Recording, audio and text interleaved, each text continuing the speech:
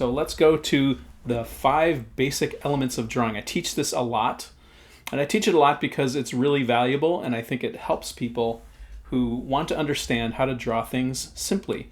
Encounter lots of people who maybe stopped drawing when they were in their teens because someone was really good, or it was frowned upon by their teachers, or there's all different stories about why this might have happened.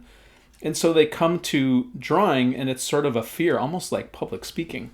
And so one of the things I discovered is an easy way to get people into it was, what if we thought about drawing in a different way? What if we thought about drawing as 5 basic shapes? And the use of those is almost like taking Legos and stacking them together to make drawings that way. So it takes the pressure off of, sitting in a room and drawing still life, or trying to be perfect and do three-dimensionality and proportions and all those kind of things. It simplifies drawings and makes it simple. And so I boiled it down to these 5 elements.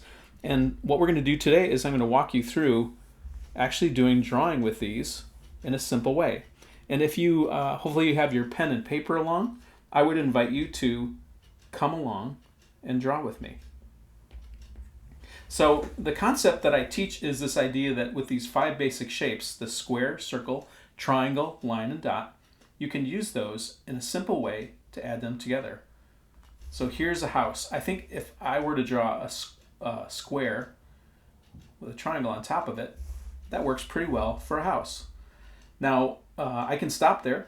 One thing you'll notice is there is something going on between the combination of the words and the image. That's what we're depending on.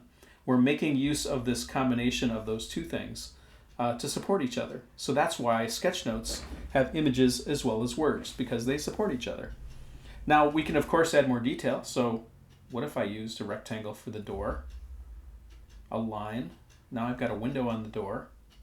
Use my dot, and I've got a doorknob. I can even put another window up in the attic. I can have a chimney coming off the roof. And then finally, out of that chimney, I can do a wiggly line.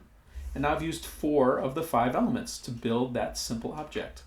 So as you can see, it's a little bit of a game to see how can I use those 5 objects to produce the thing that's either in my head or it's something that I'm looking at. In this case, a lot of what we're going to be talking about are things in our heads, things we're thinking about, things we're feeling and experiencing. So this is a really easy way to capture those things in simple objects. The second one I'll show you is a book. So a book, I could probably get away with just a rectangle with a line down the middle. That would be enough, especially with the word below it. Again, you see how these are working together. One of the cool things you can do, though, is you can add more detail. So I can draw a line below and connect it up. And now suddenly your mind sees dimensionality. It sees pages, right? It's interpreting. So one of the things that we also rely on in addition to words is this idea that your mind actually fills in the blanks where things don't exist, or it seems like they're a pattern. That's the benefit of pattern recognition. We can use that to our advantage. So as an example, I can draw some lines on the left page, and now that's representing, my mind might say, hey, that's text on the page. That's really cool. And maybe on the right, I've got a square. Maybe there's a triangle in it, and that's a mountain. And then maybe there's another couple of lines of text. And now I've got a little more detail. It's clearly not a detailed, perfect drawing of a book, but it is the concept or the metaphor of a book, and it helps you communicate that idea to others or to remember it yourself. Now, the next one I'll show you is coffee, and you might be thinking, oh, coffee cups, we're going to do circles and proportions and perspective. My argument is, if you're new to this especially, stay 2-dimensional because it's just easier and faster. Why couldn't you draw a coffee cup from the side like this? Right? And then maybe there's a little part on the bottom so it can stack on another coffee cup. And then finally, we're getting to our circle. So I've got a half circle and then another one inside. And now I've got a handle on this coffee cup. I can even use the line and use my squiggly lines like we did for the chimney to suggest there's vapor. So this is hot coffee. And the cool thing again is you're just using this 2-dimensional look from the side to produce this cup. Now, if you're a tea drinker, you can just take that word out and write tea or whatever hot drink you wish, and it still works because you can't really see the liquid inside. It's representational. So again, you've got this really simple way of building objects that lets you get into getting your ideas down without worrying so much about them being beautiful or perfect. It's idea creation. So here's another one. I think everyone probably knows how to draw a heart.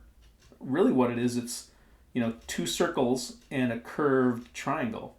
So I guess if I broke this down, you would see, you know, two circles like this and then, you know, a line like that. We're just representing it. So thinking of it that way can be helpful. And then finally, the last one I think that's relevant to today is we're going to have thoughts. So going back to good old comics, which I loved growing up, here's a thought bubble, right? It's sort of a cloud. At some point you have a circle on top of it, and then these get connected, and that goes to the person. And then you connect them up. So really it's just curves out of the circle and a few circles. Really simple. And then, you know, then I can write something in there. Hello, maybe I'm unsure of the person who I've just met today, right? So these are the 5 basic shapes in action. They're very simple, and the best way to think about it is how few objects can you use to get your point across. That not only speeds you up, but it helps you think through the things you want to create. All right, so the next thing I'll show you in our little sampler is simple lettering. So first is 2-line lettering, and I'm going to show you how to do 2-line lettering with Ben's name because it's nice and short. And I'm going to show it to you in lowercase. This can be uppercase as well. So if you want to follow along, just write Ben with that single line lettering. The idea of 2-line lettering is that you simply do a parallel line next to the line you've drawn. In this case, the parallel line I've decided will be on the inside of the B. And I do that because I want the height of the B to not get taller, right? Because the B has been defined. Now on the E, it gets tricky. So what I'm going to do is I'll put the second line on the inside of E, but because I know I have space, I'm going to put the second line on the back side of the E because I know that's lining up. And then the second line on the bottom of the E is below. So you see you can decide which side the line goes on based on the space you have available. That's kind of a nice feature. And then for the N, let's do the second line on the outside of the N. And I think on this side, because I want the height to stay the same, I'll put the line on the inside. So you can see you're just following a parallel line, which is a lot easier than trying to guess those lines. You're just watching them. And then the last thing to do is to cap it, the ends off on all these objects, and then fill it in with color, whatever color you happen to be using. You may notice in mine that there are little white marks. I like leaving those in there. I like them because it makes it look like a person drew it, and I want to be reminded that this is not a typeface. This is drawn by a person. So once you fill it in, now you can look for things you want to correct. Now, of course, I'm slowing this down a lot to show you the concept. When you start getting up to speed with this, it can go actually really quickly. Right, so maybe I'll clean some of these edges up, and now we've got the letters Ben, and it's got a nice boldness to it. Now the 3-line is very similar, and I'll show this to you with a single character, the character H. So if you want to follow along, draw your H with single line. Just like the 2-line, there's a line on one side. But unlike the 2-line, there is a second line on the other side. So you can see, after I cap it off, that you're almost building a structure. So what you realize is you're building a structure that nobody but you knows about. That's the greatest secret ever, right? And now I can go in here and color it in. I can fill in that space. And then once it's filled in, I can look for any corrections I wish to make, right? But look how much bolder that letter form is. It's just a really quick way to do bold letter forms.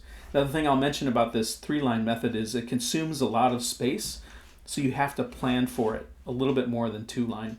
It's something to be aware of if you plan to use this in the exercise that we go through. But it can be really great for initial caps, like in an old book where you see a big letter form before the text. If you want to do that, that's a great way to do it. Now the last thing I'll show you today are faces with emotion. And my friend Austin Kleon, who, if you don't know who he is, please go check him out. He does such great work. He's got 3 wonderful books, starting with Steal Like an Artist. He has a newsletter that he's running, and he gave me this approach to thinking about faces that I'm going to share with you today. So what I'd like you to do is on your page. Don't worry about the bars on the outside. Those are just referenced to help me remember. I want you to draw 9 squares. And they don't have to be perfect squares. Something like this. So 3 across, and then 3 down.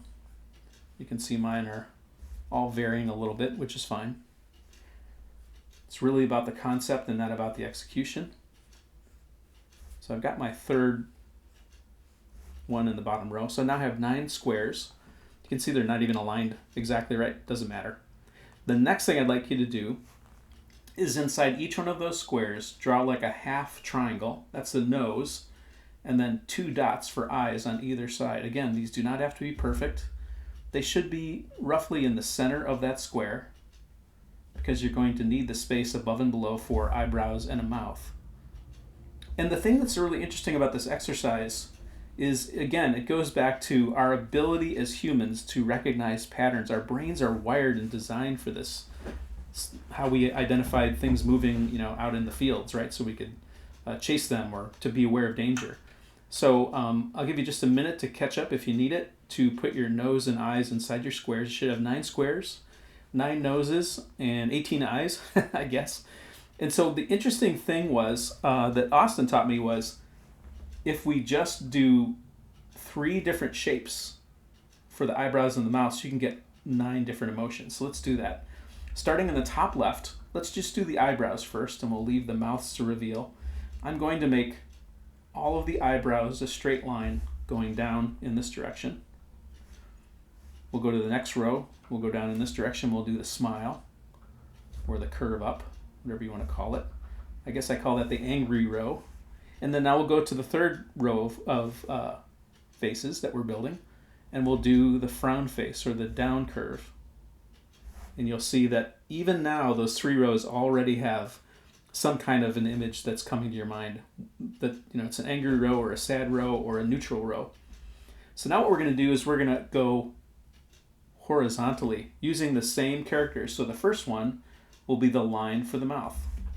So here you can see that's probably the most neutral of the faces. Now let's go to the next one. So this is kind of an angry person. Even the neutral mouth doesn't seem to change that perspective. And then finally, the last person with the straight mouth is a sad person. So let's go to the next row. We're going to go to this row and go horizontally again. And here we'll use the smile. So here's a normal, happy person. A little bit more than neutral. Let's go to the next one. Now this person looks like they're looking for ways to cause trouble, right? Their eyebrows are angry, but they're smiling. That makes you wonder. And then finally, you've got, I guess, the person that's ready for happy hour, right? Who's, or maybe is in happy hour, looks a little bit silly. Now we're going to go to the last row and again go horizontally. And now we're going to do the frown. So here we have the sad person, clearly sad.